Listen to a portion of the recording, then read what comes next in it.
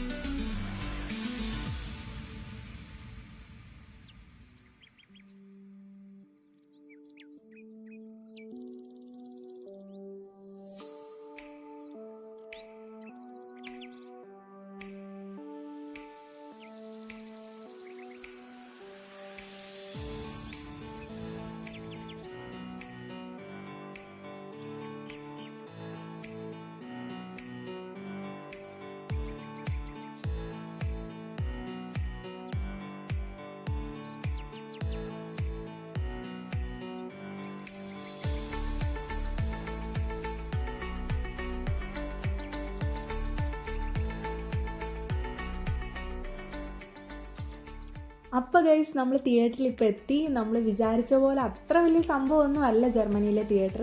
ഞാൻ വിചാരിച്ചുകൊണ്ടിരുന്ന വലിയ സെറ്റപ്പൊക്കെ ആയിരിക്കും എന്നാണ്. പക്ഷേ നമ്മുടെ നാട്ടിലെ തിയേറ്റർ പോലെയൊക്കെ തന്നെയാണ് ഇവിടുത്തെ തിയേറ്റർ. വലിയ വ്യത്യാസമൊന്നും എനിക്ക് തോന്നിയില്ല.